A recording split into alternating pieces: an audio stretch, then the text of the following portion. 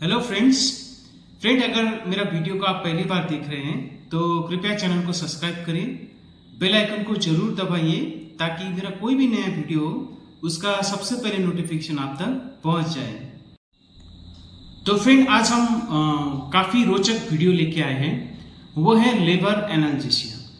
देखिए, लेबर और एनाल्जेसिया ये दोनों अलग अलग इसका अर्थ होता है। लेबर मतलब जो गर्भवती स्त्री होता है, जब वो अपना बच्चा को जन्म देती है तो जन्म देने का टाइम पे, समय पे जो उसका गर्भाशय होता है जहाँ पे बच्चा पनपता है, तो वहाँ पे सिकुड़न आ जाता है, यानी कि कॉन्ट्रैक्शन आता है। तो ये लेबर जब शुरू होता है तब स्त्री को काफ़ी ज़्यादा दर्द का सामना करना पड़ता है और फिर दर्द को महसूस करना पड़ता है। तो ये दर्द निवारण के लिए हमारे पास एक जो तकनीक होता है उसको हम लोग बोलते हैं एनाल्जेसिया। तो लेबर एनाल्जेसिया मतलब गर्भावस्था स्त्री जब गर्भ धारण किया हुआ स्त्री जब लेबर पेन होता है, तो लेबर पेन को, वो दर्द को कम करने के लिए हम लोग एनाल्जेसिया प्रदान करते हैं। तो इसका बहुत सारे इसका तकनीक होता है और बहुत सारे विभिन्न प्रकार से लेबर एनाल्जेसिया को दिया जा सकता है। तो इसी के बारे में हम आज बात करेंगे। और फ्रेंड, वीडियो आगे बढ़ाने से पहले मैं थोड़ा सा आपको लेबर पेन यानी कि लेबर में जो दर्द होता है उसका संकेत का संचालन कैसे होता है, जिसकी वजह से आपको दर्द महसूस होता है, और उसके बारे में हम आपको बताएंगे। तो फ्रेंड, जो पेन का सिग्नल होता है यानी कि जो दर्द का जो केंद्र होता है वो स्पाइनल कॉर्ड में रहता है, और फिर इसका स्पाइनल कॉर्ड से ब्रेन में और ब्रेन से फिर स्पाइनल कॉर्ड में, इस तरह से जो दर्द का जो संकेत होता है उसका आदान प्रदान होता रहता है, यानी कि ट्रांसमिशन होता रहता है। तो इससे आपको क्या होता है, आपको ये महसूस होता है कि आपको दर्द हो रहा है। देखिए, ये हुबहू ये ऐसा ही होता है रीढ़ का हड्डी हमारा। तो कमर के निचले जगह और थोड़ा सा ऊपरी जगह में जो रीढ़ का हड्डी होता है उसके बीच में जो स्पाइनल कॉर्ड होता है, वहां पे लेबर पेन का यानी कि लेबर में जो दर्द होता है उसका केंद्र रहता है। तो हम लोग क्या करते हैं, यहाँ से इस जगह से फिर जो सिग्नल होता है यानी कि संकेत होता है वो ब्रेन से ब्रेन तक आदान प्रदान होता है, यानी कि ट्रांसमिशन होता है। तो हमारा मकसद क्या होता है कि हम लोग सुई लगाते हैं यहाँ पे, इस जो हड्डी होता है इसके बीच में से घुसते हैं। उसके बाद हम लोग स्पाइनल कॉर्ड के अगल बगल में सुई को लेके फिर दवाई यहाँ पे सुन्न करने का दवाई, जिसमें ज्यादातर लोकल एनेस्थेटिस होता है या फिर कोई दूसरा दवाई जिसको ओपियोइड्स हम लोग ज्यादातर इस्तेमाल करते हैं। तो स्पाइनल कॉर्ड के अगल बगल हम लोग दवाई को डाल देते हैं सुई के जरिए। तो इसको हम लोग बोलते हैं स्पाइनल एनेस्थीसिया, या फिर स्पाइनल कॉर्ड के जो बाहरी सतह होता है उसको हम लोग एपिड्यूरल स्पेस बोलते हैं। जब हम लोग दवाई एपिड्यूरल स्पेस में लगाते हैं तो उसको वो एपिड्यूरल एनाल्जेसिया उसको कहा जाता है। तो देखिए, जब यहाँ पे हम लोग इस केंद्र पे जब हम लोग इंजेक्शन लगाते हैं तब क्या होता है कि दर्द का जो संकेत होता है ये रोक देता है, या फिर दर्द का जो संकेत का जो आदान प्रदान होता है ब्रेन से उसको ये कम कर देता है। इस वजह से आपको दर्द में कमी महसूस होता है या फिर आपको दर्द नहीं होता है। देखिए फ्रेंड, लेबर एनाल्जेसिया का कई सारा तकनीक मौजूद है, लेकिन आज हम सिर्फ एक तकनीक के बारे में बात करेंगे। उसको हम लोग बोलते हैं कंबाइंड स्पाइनल एपिड्यूरल एनाल्जेसिया, क्योंकि ये तकनीक जो होता है काफी प्रचलित है और काफी प्रयोग में लाया जाता है और इससे परिणाम बहुत अच्छा रहता है। और ये जो तकनीक होता है बाकी तकनीक से काफी ज्यादा सुरक्षित रहता है, और ये हम आज इसके बारे में आपसे डिस्कस करेंगे। देखिए, कंबाइंड स्पाइनल एपिड्यूरल के लिए हमारे पास CSE बोल के एक किट आता है, जिसमें स्पाइनल नीडल होता है जो कि बहुत पतला होता है, लंबा होता है, जैसा आप इस वीडियो में देख पा रहे हैं। उसके साथ साथ एक बड़ा सा नीडल होता है जिसको हम लोग टूही नीडल बोलते हैं। और स्पाइनल नीडल जो होता है हम लोग टूही नीडल के अंदर हम लोग घुसाते हैं और स्पाइनल कॉर्ड का अगल बगल तक पहुंचने के लिए। जैसे हम लोग स्पाइनल कॉर्ड के पास में पहुंचेंगे तो उस सुई से होते हुए एक सफेद तरल पदार्थ यानी कि पानी जैसा सफेद चीज निकलता है, उसको हम लोग बोलते हैं सेरेब्रोस्पाइनल फ्लूइड यानी कि CSF, जैसे इस वीडियो में आप देख पा रहे हैं। फिर हम लोग जो एपिड्यूरल नीडल डाले हैं उसके जरिए फिर हम लोग एक कैथेटर, जो प्लास्टिक का कैथेटर होता है, स्पेशल प्लास्टिक होता है, वो अलग अलग बनावट वाला प्लास्टिक होता है, उसको हम लोग घुसाते हैं। फिर स्पाइनल कॉर्ड का बाहरी वाला सतह में हम लोग उसको रख देते हैं, जिसको हम लोग एपिड्यूरल स्पेस बोलते हैं।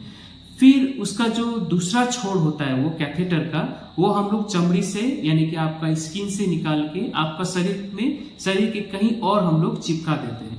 फिर वहां से वो कैथेटर से हम लोग दवाई को देते रहते हैं जब भी आपको दर्द महसूस होता है। तो ये होता है हमारे पास जो किट होता है, जिसके जरिए हम CSE यानी कि कंबाइंड स्पाइनल एपिड्यूरल एनाल्जेसिया हम लोग दे पाते हैं। तो फ्रेंड, अब इसको कैसे दिया जाता है और इसके लिए आपको क्या करना होता है? देखिए, जब भी आपको लेबर एनाल्जेसिया अगर आपको चाहिए होता है तो आपको जो आपका कंसर्न गायनेकोलॉजिस्ट है या फिर जो बच्चा का जो गायनेक का डॉक्टर होता है उससे आपको मिलना होता है, हॉस्पिटल में भर्ती होना होता है, और उस हॉस्पिटल में जो एक्सपीरियंस्ड एनेस्थेसियोलॉजिस्ट होता है यानी कि बेहोश करने वाला जो डॉक्टर होता है उसके साथ आपको अपॉइंटमेंट लेके उसके साथ आपको पहले मिलना पड़ेगा। तो जैसे ही आप एनेस्थेसियोलॉजिस्ट से मिलेंगे तो फिर एनेस्थेसियोलॉजिस्ट आपका साथ कुछ सवाल जवाब करेंगे, आपका ब्लड टेस्ट, ब्लड का रिपोर्ट वगैरह देखेंगे, और हो सकता है कुछ ब्लड टेस्ट करने के लिए बोलेगा। उसके बाद फिर आपका कुछ बीमारी है कि नहीं है, फिर आपका कुछ जो मेडिकल, जो आपका जो स्वास्थ्य संबंधित कोई भी परेशानी है उसके बारे में एनेस्थेसियोलॉजिस्ट आपसे सवाल जवाब करेगा, ताकि ये सुनिश्चित करने के लिए कि आपको लेबर एनाल्जेसिया दिया जा सकता है कि नहीं। जब बात फिर आपको एक राजीनामा पे आपको हस्ताक्षर करना होता है, जिसको हम लोग बोलते हैं इन्फॉर्म्ड कंसेंट। देखिए, एनेस्थेसियोलॉजिस्ट आपसे सारे चीज आपको बताएगा कि लेबर एनाल्जेसिया क्या होता है, कैसे दिया जाता है, इसमें क्या क्या साइड इफेक्ट होता है, इसके लिए आपको क्या क्या करना पड़ेगा, वो सारा चीज आपको एनेस्थेसियोलॉजिस्ट आपको एक्सप्लेन करेगा, यानी कि अच्छी तरह से आपको बताएगा।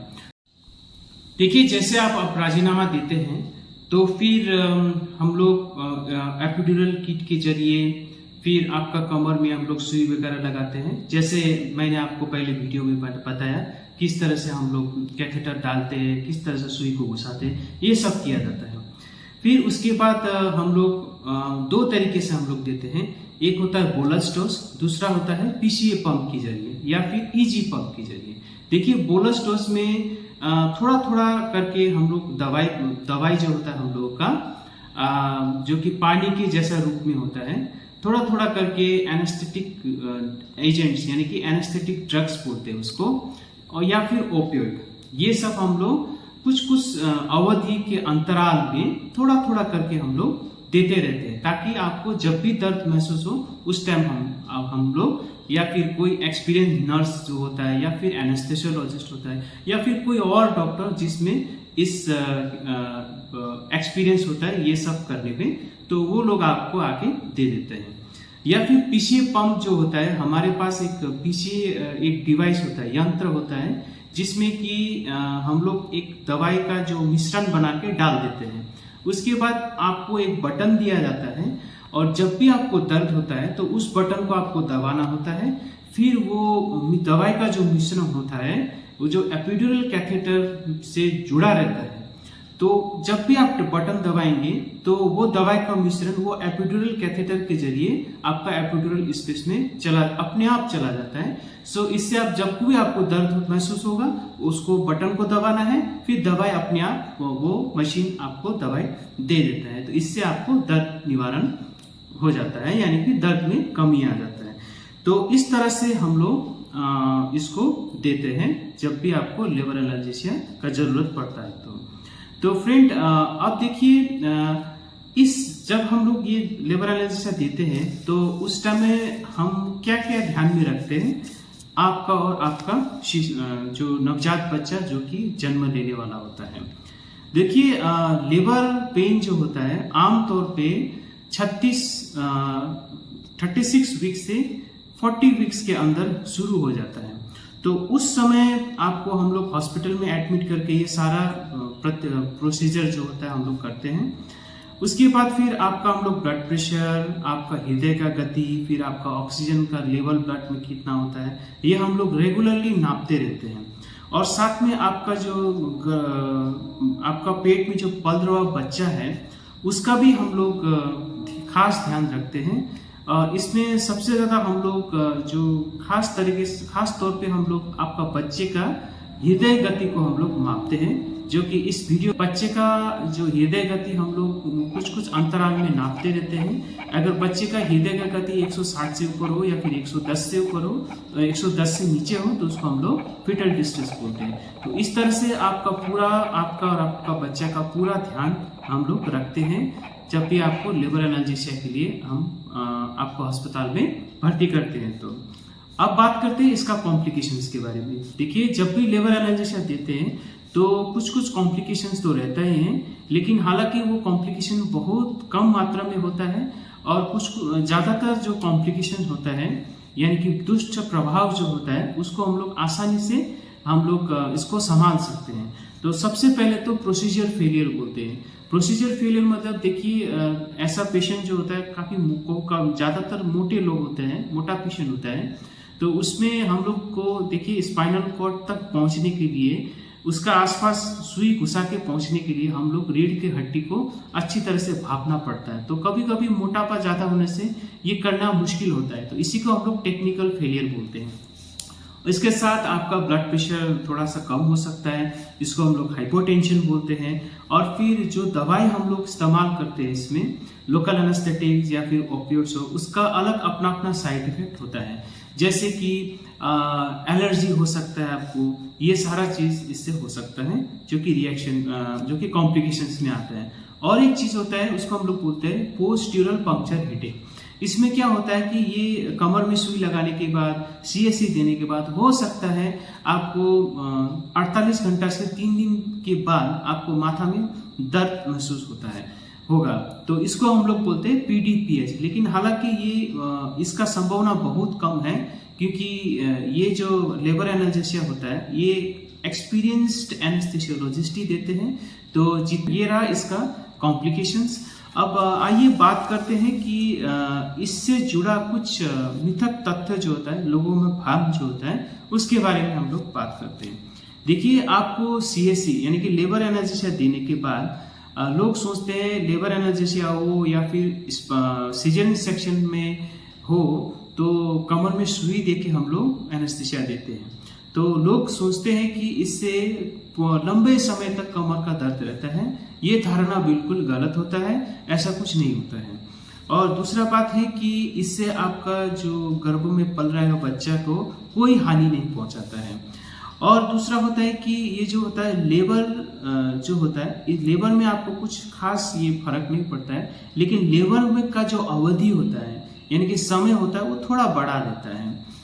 और देखिए, इसमें क्या होता है कि आपको जो पुश डाउन यानी कि जब आपको ताकत लगाना पड़ता है ताकि बच्चा जो होता है गर्भाशय में जो बच्चा होता है वो यूनि से होते हुए बाहर निकल जाए, तो उसमें आपको ताकत लगाना पड़ता है। उसको हम लोग बोलते हैं बेरिंग डाउन या फिर पुश डाउन।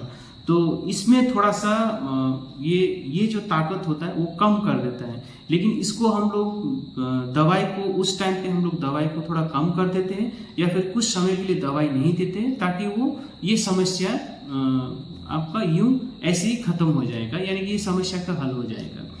और दूसरा बात है कि इसमें ये देखा गया है कि सब पेशेंट में इंस्ट्रूमेंटल डिलीवरी ज़्यादा पेशेंट में होने का संभावना होता है, ऐसा कुछ भी नहीं है। हाँ, ये इंस्ट्रूमेंटल डिलीवरी जो होता है कुछ गिने चुने पेशेंट में इंस्ट्रूमेंटल डिलीवरी का संभावना रहता है जब सीएससी के जरिए अगर आप लेबर एनाल्जेसिया ले रहे हैं। तो देखिए, इंस्ट्रूमेंटल डिलीवरी क्या है ये आप फिगर में आप देख पा रहे हैं। तो इस तरह से हम लोग पेशेंट को लेबर एनाल्जेसिया देते हैं। तो ये रहा छोटा सा जानकारी लेबर एनाल्जेसिया क्या होता है। आशा करता हूँ आपको समझ में आ गया होगा। लेबर एनाल्जेसिया के बारे में अगर आपको कुछ भी सवाल जवाब करना है तो कमेंट बॉक्स में आप मेरे से सवाल कर सकते हैं, मैं उसका रिप्लाई कर देता हूँ। तो फ्रेंड, आज के लिए इतना ही। ऐसे वीडियो लेके फिर हम लोग आएंगे, तब तक के लिए थैंक यू वेरी मच।